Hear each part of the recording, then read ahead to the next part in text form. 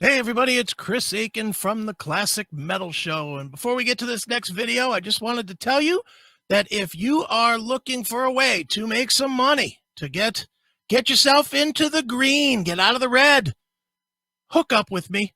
It's very, very simple. Just go to ataboy.com, ataboy.com, and I will show you how to make some money with a low investment. And it's something I'm doing myself. It's not something I'm just hawking. So do it today. Hyperfund is the place.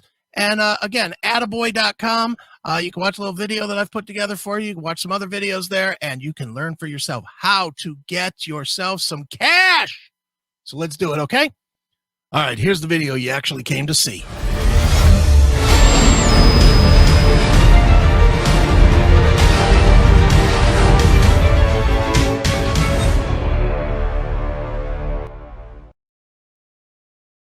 All right, we're back here with another episode of Aftershocks on AfterShocksTV.com. And joining us today, we've got vocalist extraordinaire, Mr.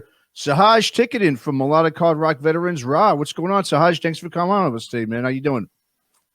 I am pretty good. Enjoying the pretty decent wave of positivity that's come since we've released the record. So things are pretty good at the moment. Mm-hmm. Yeah.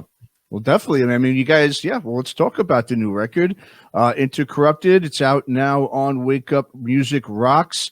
It's your guys' fifth full length and the first in over 7 years. So it's been a minute or so since the band's been active and putting out new music. So I guess, like a lot of rock fans out there, they just, I guess, want to know how come 7+ years to put out a new record? I mean, what have you been up to since then? I know you do production work, but any reason why it took this long, I guess, to put out a new record?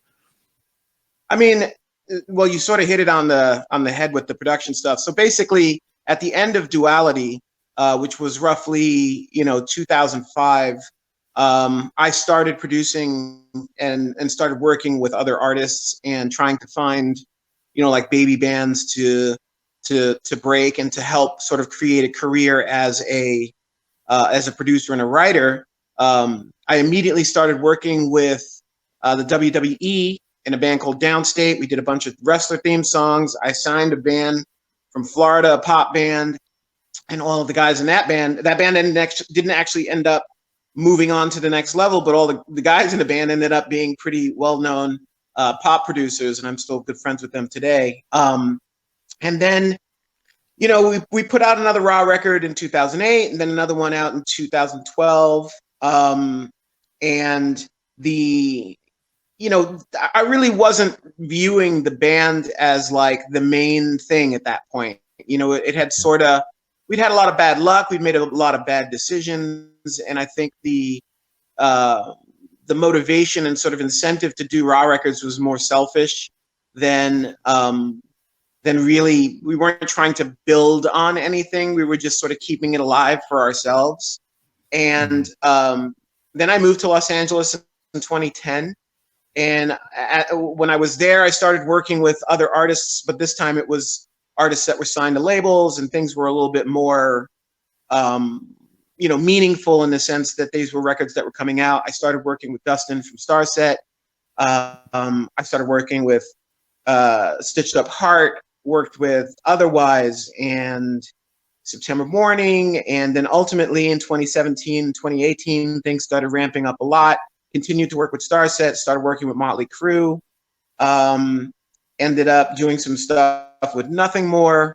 There's just a sort of and now, one of the main projects that I'm focused on at the moment is Lajon Witherspoon from Seven Dust. He's doing his solo record, and I'm helping him, create the content for that, and we're working on it virtually as partners. And obviously he sings on this record, as does Dustin from Starset.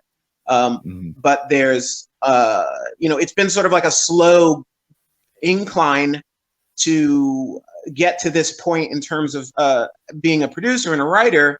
So the answer to your question is I had to sort of do some due diligence and build my career as a writer and a producer before I could revisit Raw. And to be honest, I really had no intention of doing another Raw record until I worked with Maytal Cohen, who's like this drummer YouTube girl. and she ended up needing a singer for her second album. And I had already written and worked on the first album. So we sort of did it together, and then I ended up singing it, and then I ended up performing some shows with her. And by the, actually before the end of that, I was already I got the itch again to perform, and I just wanted to get the band together and do another record. And, of course, when you think about it, at first, the first thing you think is like, okay, I'm going to get these guys, but they're all like, 8 years later, everybody's got a whole career, a different thing. PJ's in Fozzy and doing like 7 other bands, and Scooter's retired and in New Orleans doing his thing, just working on music in his studio. Ben's got his whole sound healing thing. Like, I just assumed I would have to do like a massive sales pitch to convince these guys to come back. But it was actually as simple as, hey, you guys want to make another record? And they were like, yeah, we definitely do. So it was that simple. But it was really important that we have the original guys. Like, how many bands do we know that make comebacks and it's like the main guy and like one other dude? And that's, I always thought that was pretty lame. And I felt like if I'm going to come back with this band, it's got to be at least 3 out of the 4 guys. But luckily we got 4 out of the 4 guys. So I think we're good. Yeah, no, absolutely, man. You just brought up a name before, Lajon Witherspoon, obviously from Seven Dust. And yeah, you guys obviously collaborated on the record together with the song Nobody Loves You. And as you mentioned, you also been producing his solo record as well. So talk a bit about the two of you and your guys' collaborations and really what makes you both click so well when you're writing and recording together. Well, first of all, I think the thing that really is sort of the backbone of the relationship is that Lajon met Ashley, his wife, somewhere around the end of 2004, I'm guessing. And throughout 2005, his favorite record was Duality by us. And so when he met her, it was sort of the soundtrack to like him finding the love of his life type thing. Oh, wow. Okay. And so he had this really special sort of place in his heart with the band, and he appreciated me as a singer, appreciated me as a songwriter. And we've obviously, been friendly for a long time, but it was a few years ago where, we really started talking about doing something for him. And in the process, we ended up basically becoming like super close friends. So, I mean, he came to my house the last time to work on stuff, and he brought his entire family, and we just all stayed as 2 families in my house. And it was just really, really great. And he's awesome, and his family's awesome. His kids are incredible, and my kid loves his kids, and just one of those things. So at the moment, we're just sort of priming everything ready. Now that the Raw record's out, I've shifted focus quite a bit at making sure he's got what he needs to get, what he wants to get out this year. And we're working on that now. But our relationship is, it was one of mutual respect in the past, but now it's just like, we're just like friends, Sure. I wanted to ask you about that song, about Nobody Loves You, and specifically about Lajon. And this probably goes into your production skills more than the song itself, but you really pulled something that us layman's have not heard from him before. It's a very different vocal from him than anything Seven does. What did you work with him to try and find a different place, or was that where he was and you just helped him hone it, or what? No, I tell this story. He doesn't like when I tell this story, but it's a pretty funny story. So the first time we're working on Lajon solo stuff. So basically the quick answer is, the reason he's singing like that is because that is sort of a teaser to the stuff that we've already been working on, in the sense that, like, there's no reason for Lajon to do a solo band if it just sounds like Seven Dust. So we wanted to make sure he could showcase parts of his vocals that he's never done before. And that was, that's sort of a teaser to it, as is, we did a cover of Chainsmoking, a song by Jacob Banks. That cover also sort of shows a little bit more vocal color than he's usually showing. But I'll tell you this it's a funny story. So the first time we get up to sing the very, very first song we ever did, I put LJ at the mic and I said to him, all right, this is how you sing it. And I said, okay, here's the first line of the song. You go, getting out of line with it. And I was like, okay, heard that? So getting out of line with it. And I was like, that's it. And he goes, all right, I got it. And he goes up to the mic, first time in 20 years singing for a different project, gets up on the mic and goes, getting out of line with it. And I was like, okay, let's calm it down. Let's reel it back. Let's try it again. And it took probably more takes than he would be willing for me to divulge in this. But it took him a few times to sort of, this is a guy that sang in the same band since '94. So he's programmed to sing a certain way. So there was an unlearn what you must learn period. And he definitely took to it. And not only that, one of the reasons why it even became a thing was because I would hear him when he didn't think I was listening. I would hear him singing like radio pop songs, like to himself, like under his breath. And I was like, dude, you're sort of a dope R&B singer. Like, you can do that. Like, why not do that and make people happy? Like, why not show people that side of yourself? We all know what heavy Lajon sounds like, but we don't know what falsetto and cool, top 40 Lajon sounds like. And that was just, and I make no apologies for that kind of stuff. Just like on this Raw record, there's so many poppy melodies and poppy moments, but like, I think they're legitimate. I think they feel really good, and they feel like they're not like crappy rock versions of pop moments to me. To me, they're like legitimate. I think they feel, and they're executed in a way where it sounds like pop elements mixed with rock elements, but neither one is compromised. Whereas a lot of rock bands, for me, I have a big problem with, because I feel like a lot of times, all I'm listening to is some rock guy sing sort of a crappy 2017 Halsey melody. And it's just sort of like, well, yeah, that's not really pop though. That's just like, okay, I'm going to take this melody that I really liked from this song that streamed 200 million streams, and I'm going to just regurgitate it in a pop song. So, right. I mean, in a rock song, I mean. And I personally, I have a big bone of contention when I hear that. And it's a fine line. There's some bands that do it better than others, but I think that for the most part, real pop is always sort of adventurous, and has like at least modern pop is very adventurous and has sort of like a really cool thing. It's not something you just copy for the sake of copying. You have to like understand where it comes from. Sure, it definitely does. And it's interesting that you bring that up, because I was going to use the word mature for Intercorrupted versus like Critical Mass even. And I think now that you kind of laid that out, I think you probably hit it better than I would. And obviously it's your music, but it's you've added new flavors than pretty much anything that you had done previously with Ra. Do you agree? Well, yeah. I mean, 10 years of producing for other bands, you widen your vocabulary, and you sort of view music differently when you go from, when I was just doing Ra, I was writing 20 to 30 songs a year. Now I write 10 to 15 songs a month.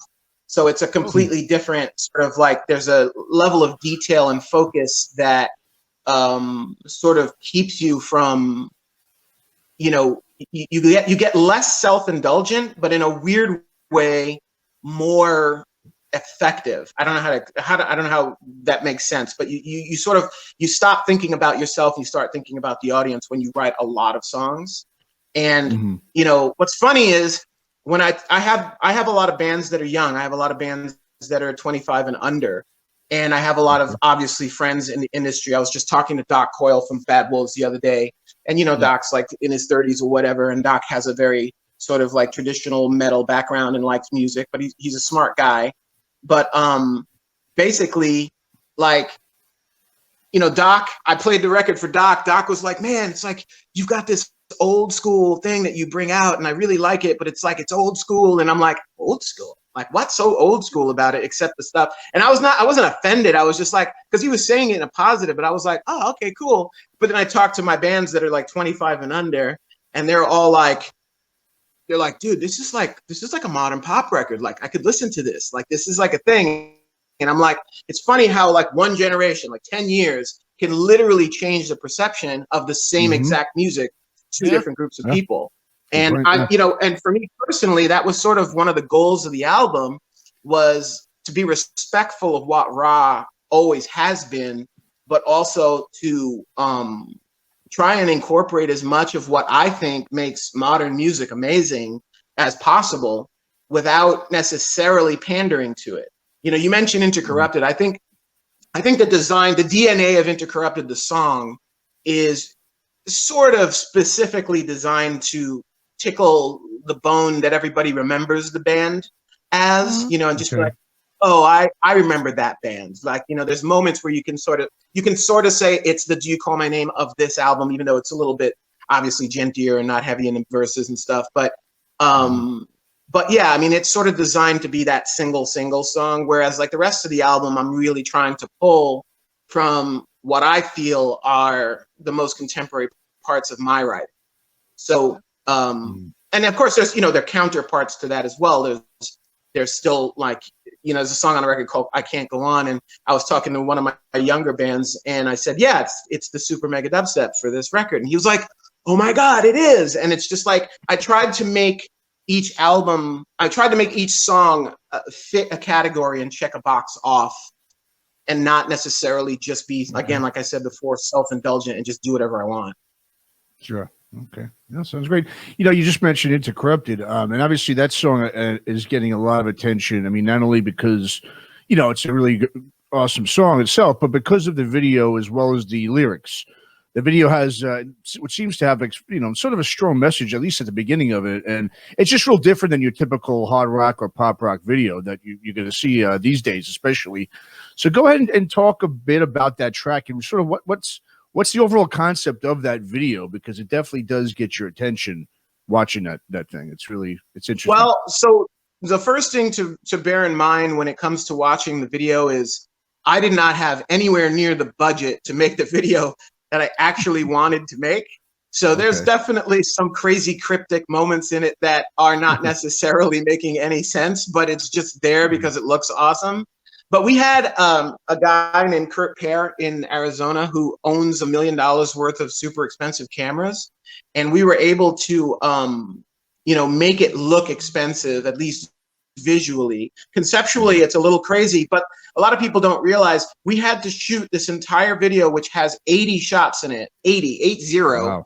Yeah. We had to shoot it from 5:30 in the morning till 2 in the afternoon in one day in Arizona when it was 115 degrees. So we're wearing suits and masks, and it was unbelievably hot.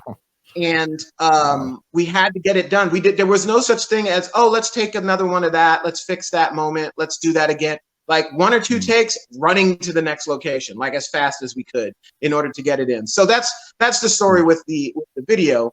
The concept of the song, which is also the concept of the video to a degree, is, well, let's start with the song. The song, for the reason the word Intercorrupted is not a real word. It's a made up word.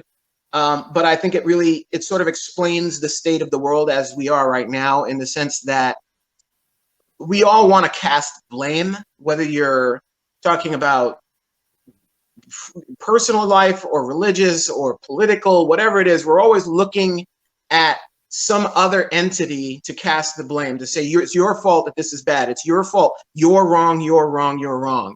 But what we fail to sort of understand is that it is our own responsibility and our own insecurities and craziness that actually create the other people, you know, the other people on the other side.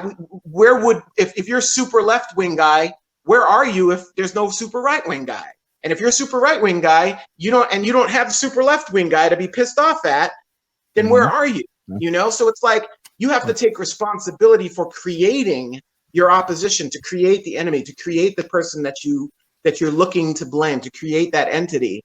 And it's like, we don't do that. We don't start teaching ourselves. We don't teach our children. We don't talk enough about accepting our own role in creating the world that we have. We always talk about, oh, the Republicans screwed that up. Oh, the Democrats ruined this. Oh, that no one ever takes responsibility and says, you know what, I have to help. I have to change this, or I have to stop living on the anger and the pain of this.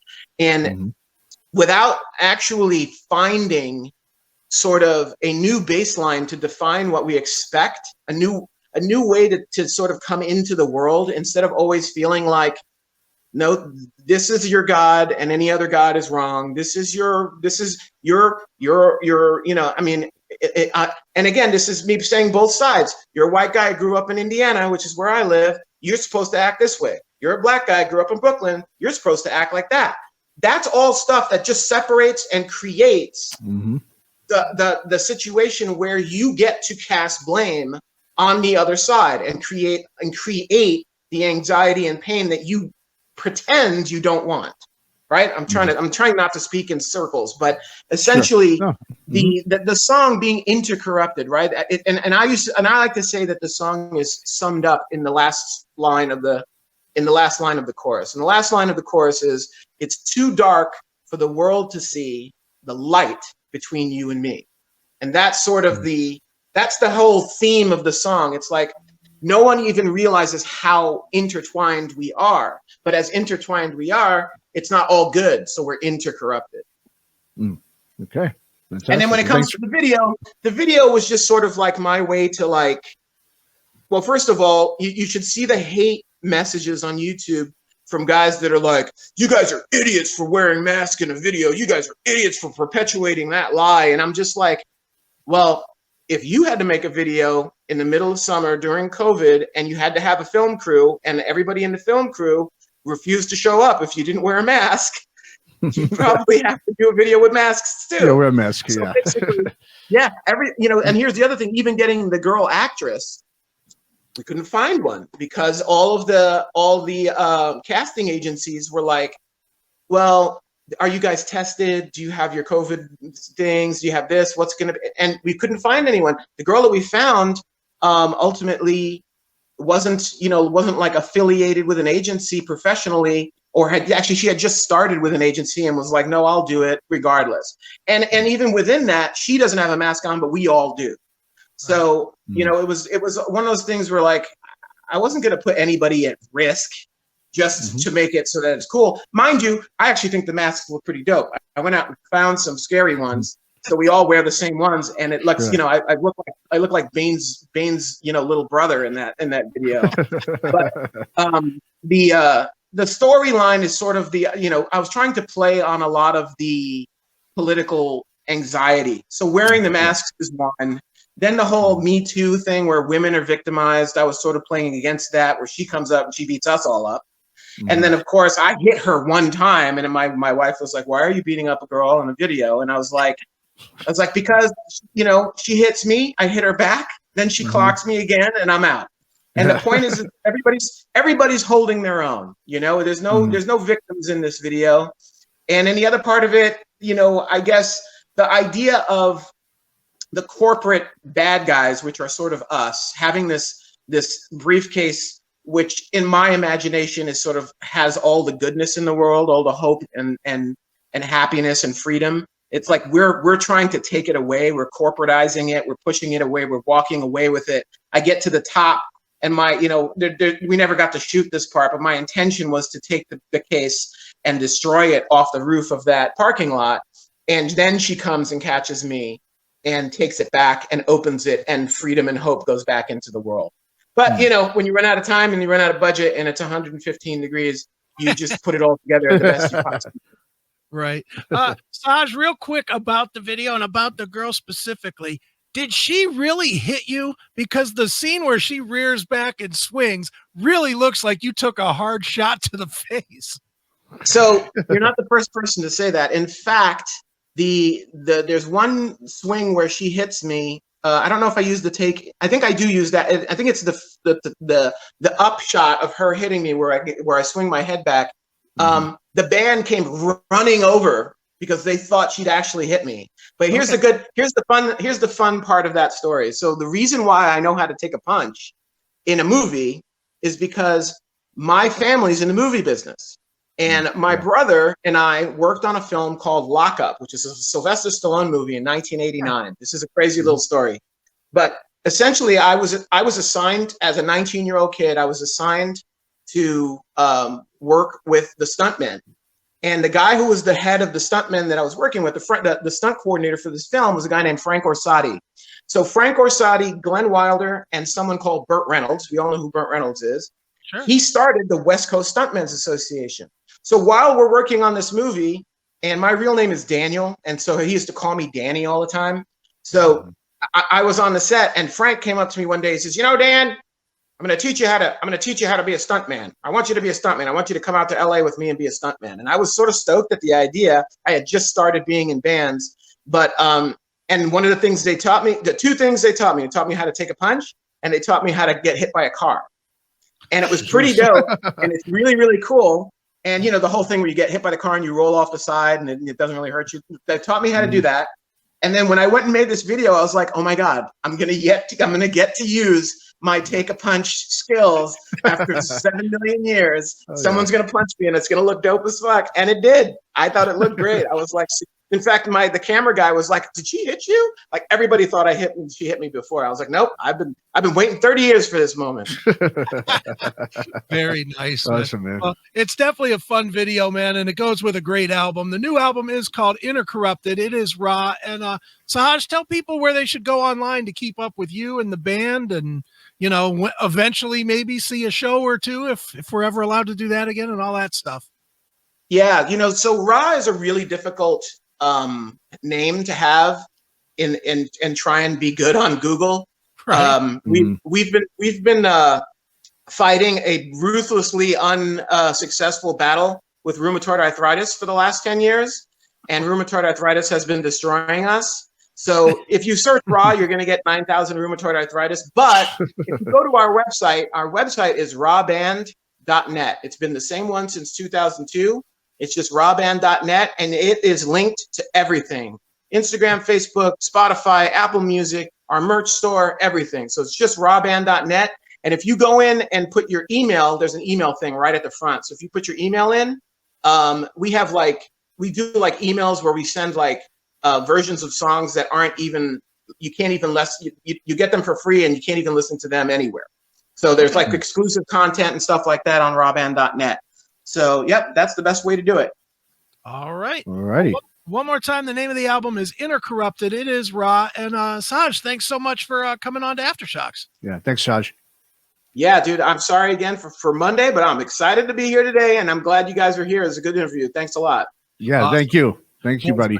Thanks for listening to Aftershocks. For more episodes, go to our website at www.aftershockspodcast.com. Visit us on our Facebook, Instagram, and Twitter pages for more news and information on the podcast. And be sure to subscribe, listen to, and review all episodes on YouTube, Spotify, Apple Podcasts, and all other podcast platforms. For your music listening pleasure, visit our website or go to www.shockwavesradio.com. For all comments and questions, please email us at info@aftershockspodcast.com.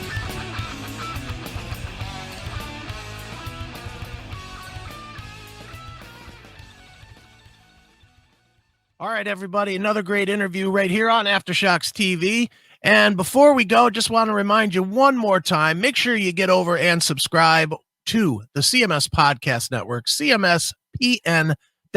You can watch, you can listen, you can subscribe to everything that we do. Not only us, but the classic metal shows, Shockwave Skull Sessions, Talk to Me. It's all there, one site, get 4 great shows. Never have to do anything again but be entertained. So check it out, cmspn.com, cmspn.com, cmspn.com. Until next time, folks.